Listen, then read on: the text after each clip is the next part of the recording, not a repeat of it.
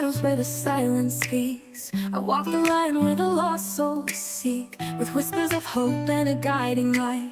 I'll search the dark, bring the truth to light. I'm a seeker of the unseen, bridging worlds where the heart has been. With every heartbeat, every tear, I'll find the way, I'll draw you near.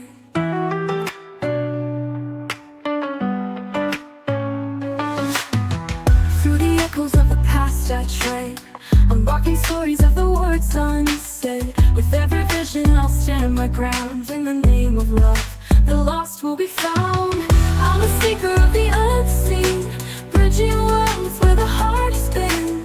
With every heartbeat, every tear, I'll find the way, I'll draw you near.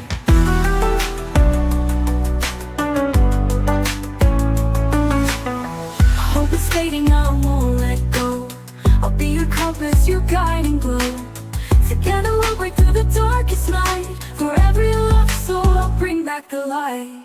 I'm a seeker of the unseen, bridging worlds where the heart has been. With every heartbeat, every tear, I'll find a way, I'll draw you near. I'm a seeker of the unseen, I'm bridging worlds where the heart has been. Where the heart, with every heartbeat, every tear, I'll find a way, I'll draw you near. Draw you near.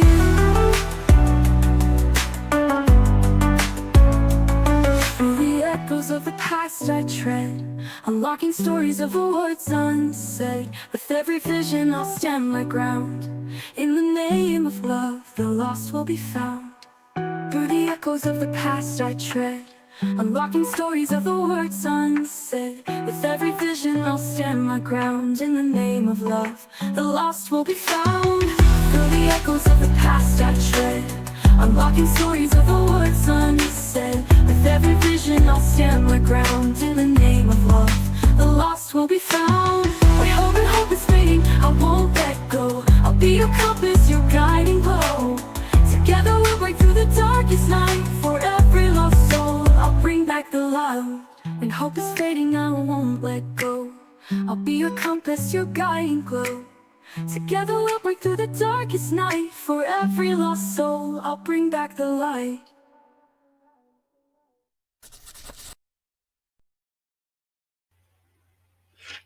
Interesting. I'm starting to record this at 11:11. So, hi guys. Hope everybody's doing well. I'm going to be talking about the Evan and Pandora case out here in Arizona. I've actually been working on this for quite a bit. I've been meaning to record it for quite a while, and now's the time. So remember that this is for entertainment purposes only. Everyone is innocent until proven guilty. All the ways to support me are down below or described in that video, but also I do have 2 new decks out. I have the Forensic True Crime deck out that's much different than a lot of other ones out there, and I also have one that's similar to the Rebel deck. If people like the Rebel deck and you like that sassy flair with some cussing, I put a lot of creativity into both of them. I really loved how the decks turned out. Let me know if you're wanting to see the pet mediumship one next or the add-on for the true crime, because there are archetypes and things that I need to add on that I could not fit in this deck for true crime, because I tried to make it really focused and put a lot of what was missing in what I've noticed in other true crime decks as far as locations and things like that. So if you're interested in that, there are payment plans available. They are kind of expensive, more expensive than I would like due to how I have to have them printed and shipped. Hopefully that'll change in the future, but you can find all of that information in the description box in my Linktree if you are interested in that, and then let me know which decks you'd be interested in. So, though, if you're new here, how I work is very different than a lot of others. There is also a video linked below in describing how I work. I've kind of started to do that instead of just talking about it every time I do a video. But these are more focused reads that I've been trying to do. So, yes, you can get past, present, and future. And remember, you're telling a story, so things happening around the case. But in this instance, I actually went into what I saw, and I actually went into the perpetrator profile. which I've been able to get a lot on him. So I'm just gonna go ahead and start. I am reading. All right, so I will try to read as slow as I can, but remember, like I said, how I work at the speed of spirit. There are videos about that. So you may feel free to slow me down on YouTube if you still feel the need. So, all right, I'm going to go ahead and get started because I have everything written down. It's very in depth. Um, and so I hope that it helps in some way, shape, or form. Um, as you know, we do this for truth and justice, and that's the whole point. And were found in the Tonto National Forest on May 27th. Now, when I heard of this case, I heard gunshots. I wasn't able to post that before the information came out. I was going through a lot at the time, Ginger's passing, other things. So you'll just have to trust me on that. But that started the connection or tether, and every day I thought about them until I could put all of my visions and thoughts together to post a video.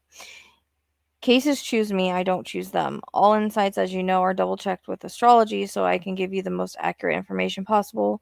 The T from Emily's case in Tonto National Forest, almost as part of my prophetic sequencing. This was spiritual, energetic, and calculated. I've always felt this wasn't random. They knew the person who did this, and the person who did this had been watching, waiting, and wanting control.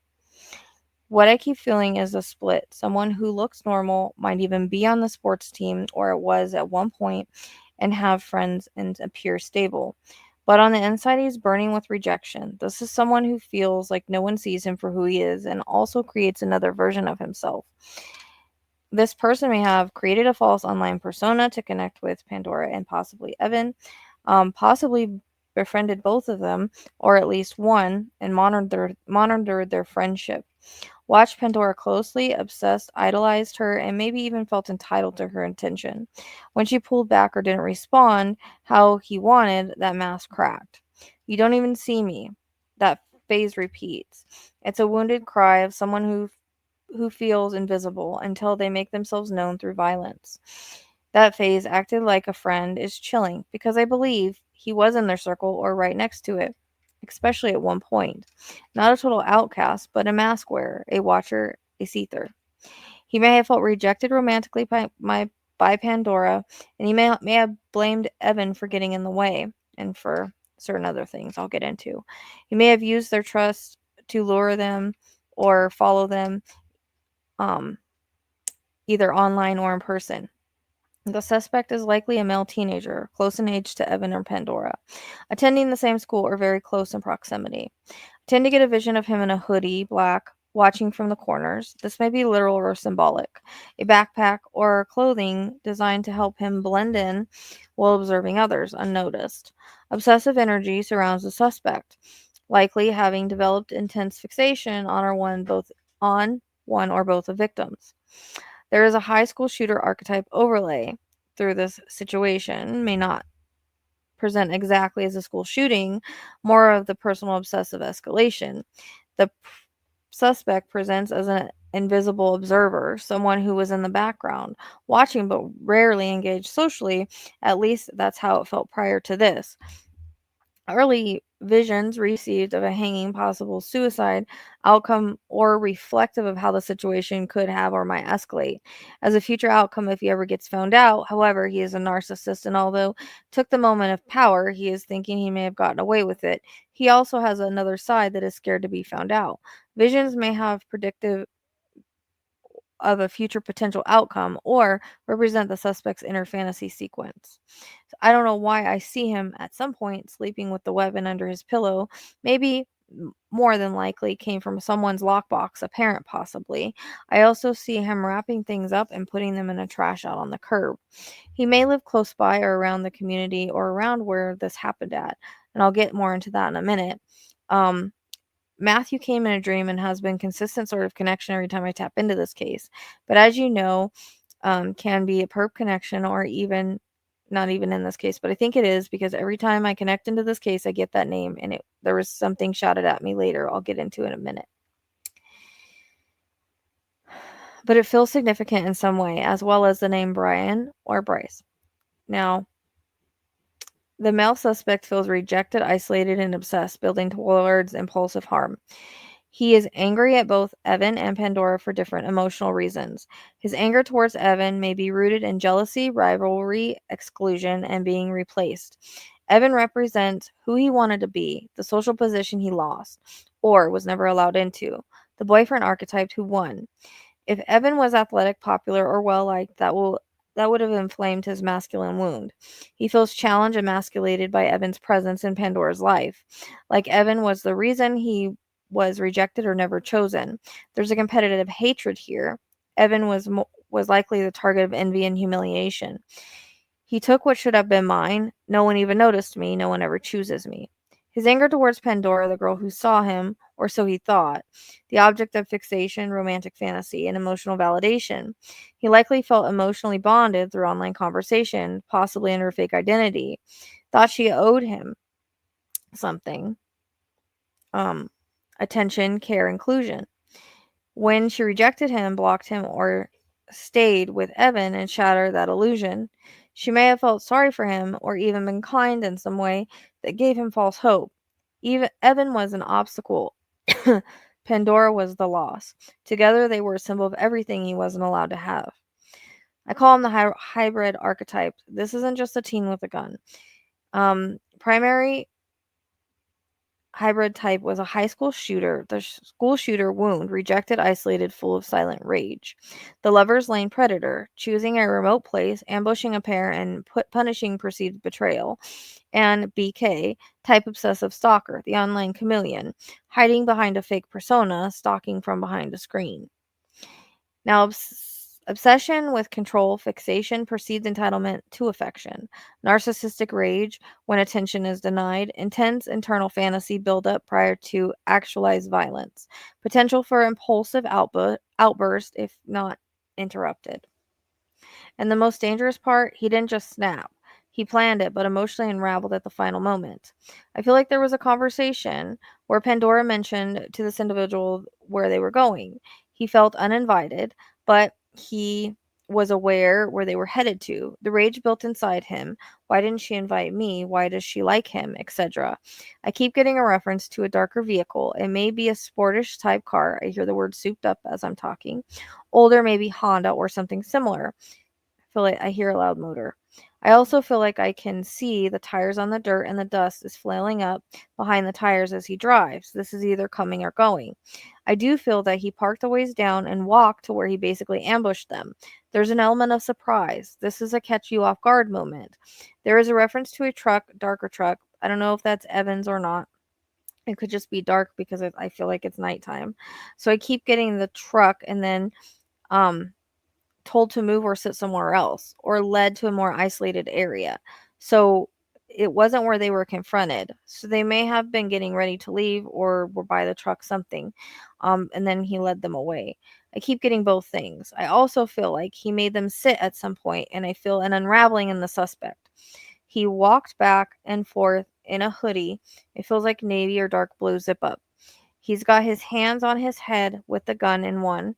He's emotional, unhinged, desperate for acknowledgement.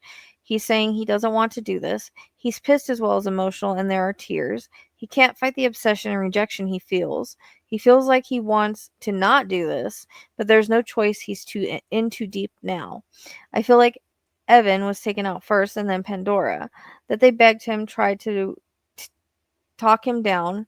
They said everything they could to get him to change his mind and to come to his senses, pleading with him and even saying they wouldn't say anything if he would just let them go.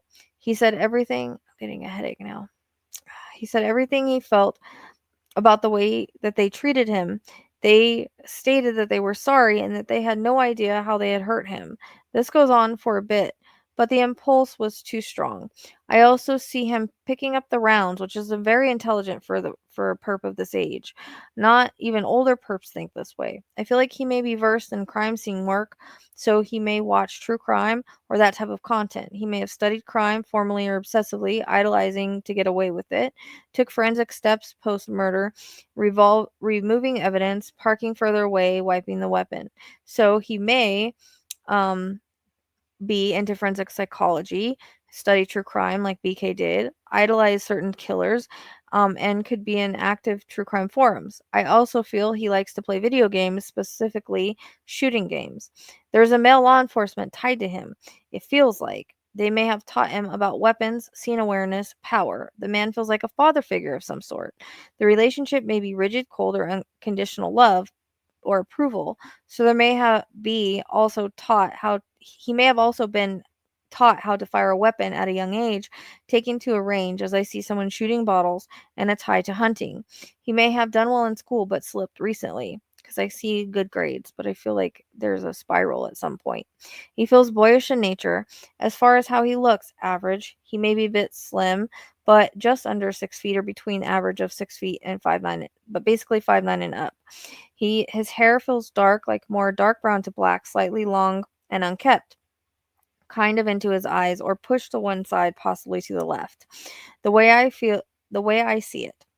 Um, Maybe some hair covering the ears on the side, and his eyes are hazel or shifting green to brown eyes. Sometimes you know how they have like a hazel greenish color on the outside and brown on the inside, kind of like that, maybe even. Boyish short of facial features, not conventionally handsome, average slim build, possibly awkward in motion posture, unusual loaf outsider, look, smart but strange look, not quite polished, often doesn't conform to standard masculine ideas, may appear boyish or soft. I'll just say that because I can't pronounce some words. I apologize even though I write them. Asymmetrical facial features or quirky, a little off from the norm. Hair in the face sideswept, often used to distract him from insecurity. He used to care how he looked. Now he lets himself go, a bit messy or unseen and angry about it.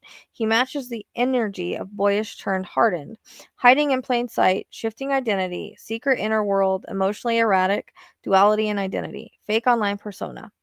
He may currently be involved in sports, or that could be his past. I get basketball vibe. There's a competition here, jealousy, rivalry, and rejection. A boy who once fit in, but now tries to reclaim control from the shadows. A strong sense of rejection, payback, and feeling like he was not seen by one or both of them, or played. He can be smart, witty, and charming, social even, talkative, manipulative, intellectually competitive, two-faced, or hard to pin down. He may appear social at times, but also feels like he's fake or playing a role. Emotional suppression, isolation, and long simmering resentment. Now I'm hearing Matt again, and it was yelled at me like from Pandora, I guess. That has to fit in some way. Mentally obsessive, fixation on betrayal, secrets and control through words. May have used fake online profiles to chat or stalk chats and social posts obsessively. There may have been verbal threats somewhere. There's lies about who he is spiritually and socially. He presented a false online persona, and this suggests a deep self delusion. He truly believed he was owed something. He's has suppressed pain, rejection, and emotional confusion. Feels like someone who vanished emotionally long before the crime. The act was cloaked in secrecy. Public facing murder with personal intention. He wanted them to see him, to know it was him, to be remembered by this. Emotionally performative, acts out of rejection as theatrical punishment. And the gun was not just a weapon, it's a symbolic retribution. No one sees me, I'll control how I'm remembered. Not someone deeply loved, but someone performing social masks and building inner narratives of rejection. He's capable, especially in sports or group projects. I don't know why I hear the words fall from grace. So he may have failed or fallen in some way. Maybe feared or respected by some, but he's not warm or magnetic. Pure energy feels shallow and disconnected. He may have thought he was part of the group until he was left out or pushed aside. That betrayal starts the obsession loop. So he once may have been involved in sports, visible, possibly praised for skill, not truly popular, lacking emotional bonds, likely known but not close to anyone, fell from social grace, either quit sports, got injured, or drifted away, feels ignored and resentful, even entitled to revenge or control. He believed he has a role, a place, a value, but in the moment, that illusion cracked when he wasn't chosen, wasn't praised, or wasn't seen. The collapse began. It wasn't just about Pandora, it was about Evan too. How this perp saw himself in relation to Evan. So there could be some athletic rivalry or social displacement. He's had simmering resentment towards both of them in different ways. The killer may have once shared a circle with them, or eventually was excluded, mocked, or ignored. Pandora may have called him out, blocked him, or didn't invite to involve him. I feel like he made a fake online persona to have that sort of connection still, but he was not chosen. So when Pandora decided to go off with Evan instead of him, or not invite him or see him, that caused rage. But he knew where they would be, that they would be alone, that they would be isolated. Also, he knew the area, so may have been there before with a group or someone else. And I'll get into more of that in a minute. This may have been like an intentional social break due to weird behavior, weirdness, or someone realizing he was off. He noticed being pushed out, he tried to keep control, and he lost that control. A digital mask, a different name, and a soft, safe energy. They didn't really know it was him. I really feel like the communication was almost through Pandora, or mostly through Pandora. She may have shared where she was going or posted something publicly. She may have trusted him, not knowing who he really was. Online identity weaponization turned internet into the trap. He was the watcher behind the curtain, someone emotionally detached but logically positioned for control. He knows the areas, routines, and shortcuts. He more than likely lives east northeast, within driving distance, possibly lives in the surrounding forested communities or edge of the residential zone, still close enough to monitor. He lives nearby. Quietly observant and strategically planned the ambush by studying their patterns. He may even hike or know the area. He lives near Mount Ord or the surrounding access point, or frequented the area, camped, hiked, hunted, or was shown it. He may live in a bordering community or a place with a direct path to the forest zone. Familiar to him, not foreign, a twisted sense of belonging or claiming. This was not a stranger crime. He was once in their group or just outside of it, rejected, cut out, or blocked away by Evan. Still in online contact with Pandora under a false identity and pretenses. He felt betrayed, unseen, or he deserved to be there too, like the BK inferiority complex. False friendship, digital manipulation, and betrayal motive. Once invited in, then cast out. Knew enough about their lives to know their personalities, vulnerabilities, and chose a familiar enough place to stage the perfect disappearance of suspicion. They didn't see it coming, they felt safe, and he acted like a friend. That phrase, acted like a friend, is chilling because I believe he was in their circle or right next to it, or was at some point. Not a total outcast, but a mask wearer, a watcher, a seether.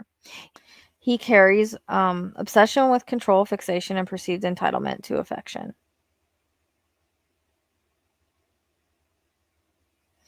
Narcissistic rage with attention is when attention is denied. An intense internal fantasy buildup prior to the violence. So the suspect develops a long-term fixation. The victim is likely unaware of the full extent of the obsession. Early stalking or silent observation occurring at or on near school grounds and online. Fantasy escalates into violent ideation. Active violence occurs, ordinarily prevented. Full public disclosure not yet confirmed. Future potential exists for additional escalation if suspect remains unchecked. So he has a capacity for blending two lives, public invisibility versus private obsession. He has a split between passive observation and impulsive acting out. He may have had sudden shifts in behavior, possible impulsive violent act tied to emotional triggers, and obsessive attachment to female energy, probably Pandora. And there might be signs that prior to this, cut that out. Fear of abandonment driving obsessive the loop. Truth doesn't always come from the loudest sources. Sometimes it comes from silence breaking open. I ask that whatever still holds this case in shadow be released. Let the ones who know speak, let the energy unravel, and let the truth return. And my thoughts and prayers go out to Evan and Pandora. This is a very sad situation, and unfortunately, um, it seems that this is happening with younger and younger kids. But there may have been a closeness to them at some point. This does not feel like a stranger, and it does not represent as a stranger in the chart at all. This is someone that they knew that was once in their social circle. And so hopefully this will make sense and help in some way. Also, as I'm talking, there's something coming in about a memorial for both of them. I don't know if this is at the school or something that's going to be done soon. I also feel like eventually this is going to come to a close. August is highlighting for me for some reason, but I feel like eventually this is going to come out. Either someone talks, he slips up, something of the sort. So I do want to put that out there as well. All right, so make sure that you like, subscribe, and share to anybody that you feel this is going, that this could help in some way. And I appreciate you all. Until next time.